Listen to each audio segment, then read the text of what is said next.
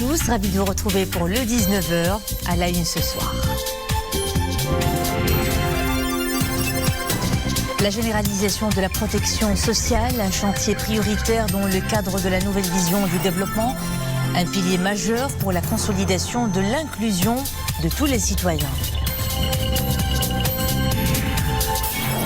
Les gardiens de voitures dans le viseur des autorités, en particulier dans les grandes métropoles, la colère monte d'un cran face à des pratiques illégales. De faux gardiens imposent leur loi aux automobilistes. Nous en ferons le point dans ce journal.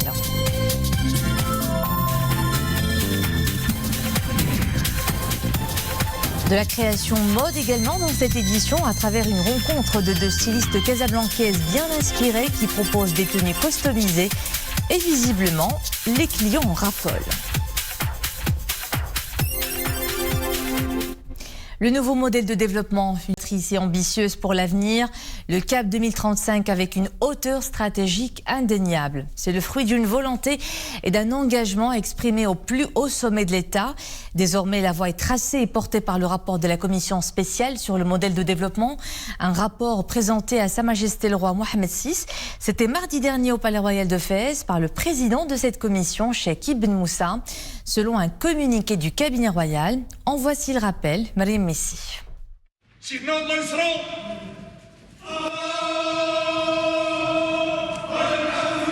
Le rapport sur le nouveau modèle de développement devra renforcer l'attachement aux valeurs de citoyenneté positive et active.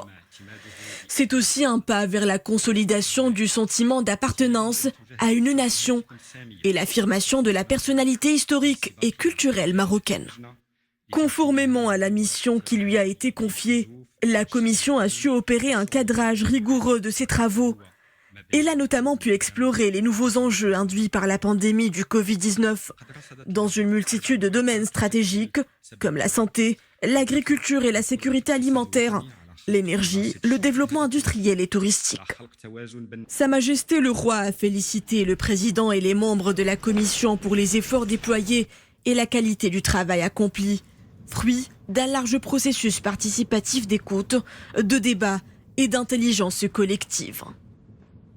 Le souverain a remercié l'ensemble des contributeurs à cet exercice, qu'il s'agisse de partis politiques, d'organisations économiques et sociales, d'ONG et de think tanks, ainsi que tous les citoyens qui ont participé à travers le territoire national aux auditions organisées par la Commission. Un exercice couronné par l'élaboration de ce rapport. L'explication de ses conclusions et recommandations sera menée auprès des citoyens à la demande royale. Un effort auquel devra prendre part le gouvernement et autres acteurs et institutions. Chacun dans son domaine de compétences est invité à participer à la mise en œuvre des recommandations pertinentes de ce rapport. La finalité étant de servir la nouvelle ambition de développement à la hauteur des attentes de Sa Majesté le Roi et du peuple marocain. La proposition novatrice de la Commission sur le nouveau modèle de développement vise à traduire les éléments stratégiques du nouveau modèle dans un pacte national pour le développement. Une proposition qui mérite d'être retenue et mise en œuvre dans un esprit constructif et consensuel, avec un sens élevé des responsabilités et de l'intérêt général, en tant que référentiel commun de toutes les forces vives dans leur diversité.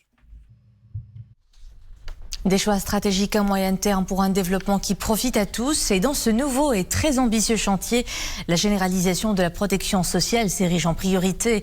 Un chantier révolutionnaire qui converge parfaitement avec la dimension sociale du nouveau modèle de développement. L'enjeu est de taille, consolider l'inclusion de tous les Marocains. Zakaria Mouqin-Billah et Mariam Messi. Il ne ménage aucun effort pour perpétuer un savoir-faire authentique et séculaire. Abdelhak El-Asraoui est un artisan de Tétouan dans le domaine du zellige traditionnel. Pourtant, comme beaucoup d'artisans, il ne dispose d'aucune couverture médicale. Notre secteur d'activité est très impacté par les effets économiques de la pandémie. Les ventes sont au plus bas à cause de la régression du pouvoir d'achat. C'est pourquoi la généralisation de la protection sociale ne peut qu'être bénéfique. C'est une véritable valeur ajoutée pour les artisans. La généralisation de la protection sociale revêt une importance stratégique dans le nouveau modèle de développement. Ce chantier novateur se base sur une vision sur le long terme, Une approche intégrée et cohérente et l'amélioration de la qualité des prestations à travers un nouveau système institutionnel. Le projet de généralisation de la protection sociale est un chantier annoncé dans plusieurs discours royaux. Sa Majesté le Roi avait appelé à revoir le système de protection sociale dans sa globalité. Il y a notamment l'adoption d'un système de ciblage qui a été rendu possible par la loi relative au registre social unifié. Généralisation de l'assurance maladie obligatoire, généralisation des allocations familiales et élargissement de la base des adhérents au régime de retraite. Autant d'objectifs à atteindre. Ce chantier d'envergure sera financé via 2 mécanismes. Celui des cotisations, notamment par la contribution professionnelle unique, et le mécanisme de solidarité pour les catégories qui sont dans l'incapacité de cotiser. Un nouveau chantier de Rennes qui s'ajoute à bien d'autres initiatives royales. J'ai nommé l'INDH, une initiative sociale et solidaire à la rescousse des plus vulnérables. Les jeunes occupent une place de choix dans ce processus avec la création de plateformes en capacité de leur prêter main forte pour l'accès à l'emploi et la création d'activités génératrices de revenus. Nous le verrons à Chefchaouen dans ce reportage de Fena Chakel Alawi, Abdelali Gnouni, avec un commentaire de Mouni Marouche et Omaï Marambi. Ils sont venus de toutes les agglomérations de la province de Chefchaouen, des jeunes qui comptent lancer leur propre entreprise. Pleins de volonté, ces porteurs de projets sont tout oui. Dans cette salle, des personnes les aideront à mettre leur projet sur pied. Je suis porteur de projet. Je compte monter une unité industrielle spécialisée dans la fabrication des chaussures. Cette plateforme de l'INDH m'accompagne depuis des mois dans mon aventure entrepreneuriale. Des spécialistes sont à mon écoute et me donnent tous les outils nécessaires pour concrétiser mon rêve. Plateforme des jeunes Bemdin Chefchaouen qui propose un programme pour l'accompagnement des jeunes et le suivi pour la création des entreprises et l'insertion au niveau du marché du travail. Si certains courent encore derrière le rêve, d'autres l'ont déjà réalisé. Et c'est le cas de Mohamed Bajiba, moniteur d'auto-école. Si je tiens aujourd'hui cette auto-école, c'est grâce au soutien financier de l'INDH. Cette initiative m'a également aidé dans l'achat de quelques équipements indispensables. Dans les plateformes des jeunes, le mot d'ordre, c'est d'aplatir le terrain et d'enlever les obstacles qui peuvent entraver la réalisation des projets. Une nouvelle approche de promotion de l'investissement qui œuvre au développement régional et plus largement national. Les indicateurs épidémiologiques sont toujours au vert. Ce dimanche encore, 240 nouvelles infections recensées, 222 guérisons et 5 décès. Les cas actifs sont au nombre de 3003 au moment où les cas sévères ou critiques ont atteint 236. 10 personnes sont placées sous intubation et 103 sous ventilation non invasive. Et pendant ce temps, la campagne de vaccination se poursuit. Le nombre de personnes ayant reçu la première dose du vaccin a atteint 8 521 177. Les personnes qui ont été complètement vaccinées se chiffrent, elles, à 5 242 075. Les automobilistes ne décolèrent pas contre les gardiens de voiture. Le phénomène ne date pas d'hier, il sévit depuis plusieurs années.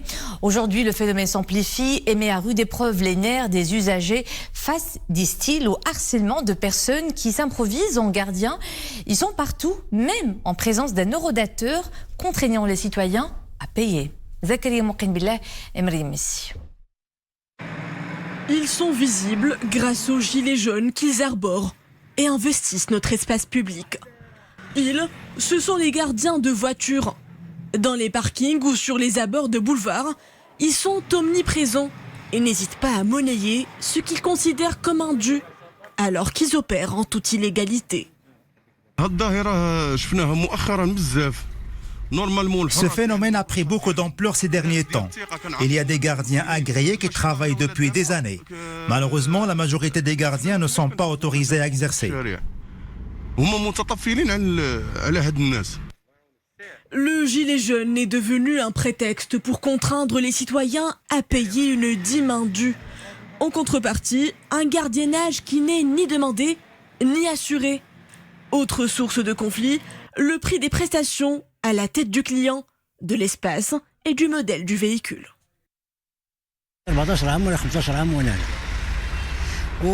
Cela fait 14 ans que j'exerce.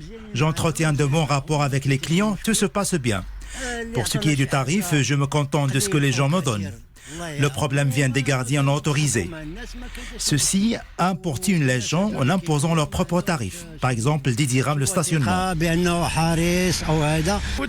Ce problème s'est beaucoup aggravé. C'est devenu intolérable. Ce domaine est investi par des personnes étrangères. Il suffit de porter un gilet jaune pour se proclamer gardien de voiture. Incivilité de certains gardiens, dérangements et tarifs élevés. Ce phénomène se nourrit de l'absence de législation ou de sa méconnaissance. Envie de customiser vos tenues pour les grandes occasions ou même pour les sorties de tous les jours? Ce reportage est pour vous. Nous irons à la rencontre de deux jeunes créatrices de mode, Yasmine et Hanan, deux Casablancaises à l'affût des nouvelles tendances. Modernes ou traditionnelles, l'inspiration ne leur manque pas et les bonnes affaires sont au rendez-vous. Regardez ce reportage de Houria Boutayeb avec un récit de Mounia Marouche et Oumay Maramli.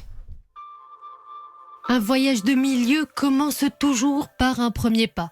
Mais pour Hanan et Yasmine, il commence par un coup de crayon.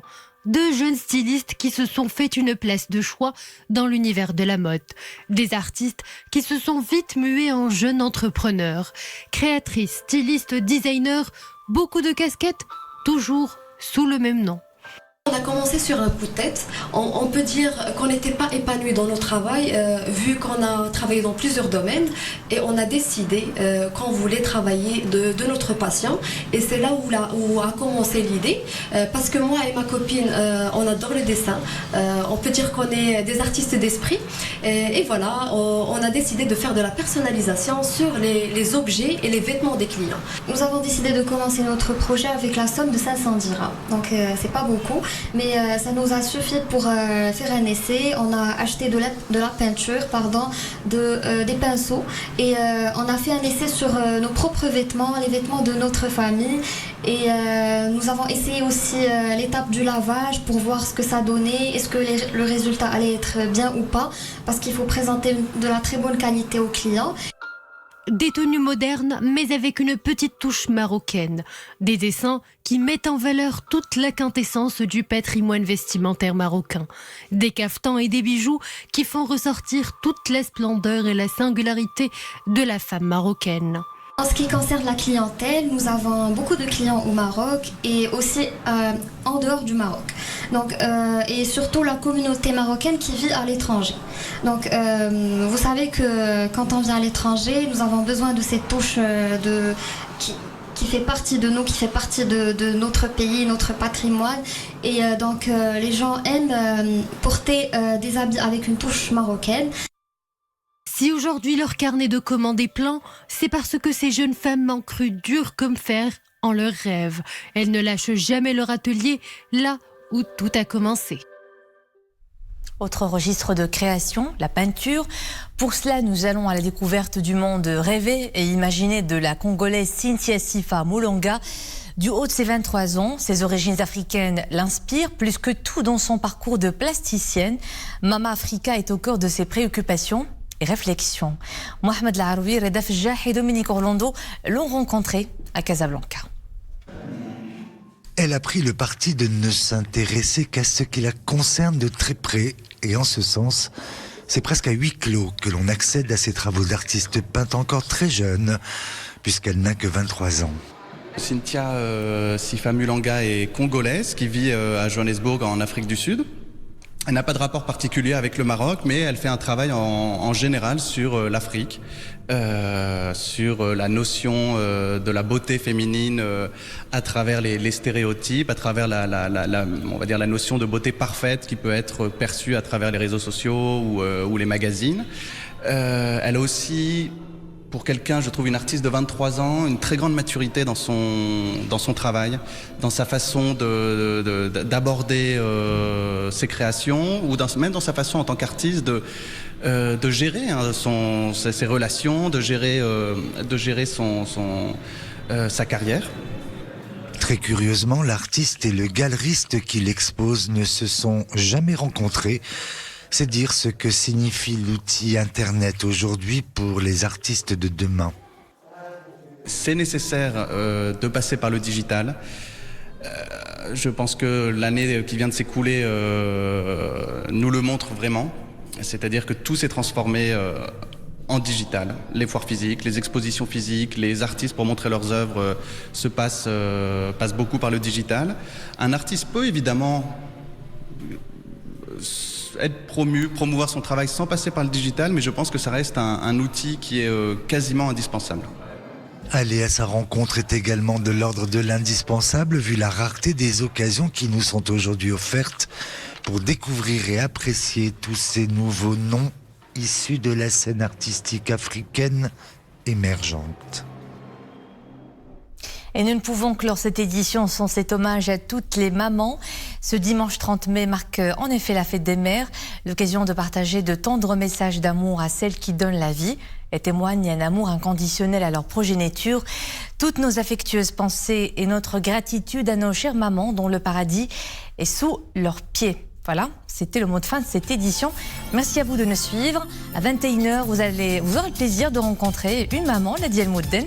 À demain.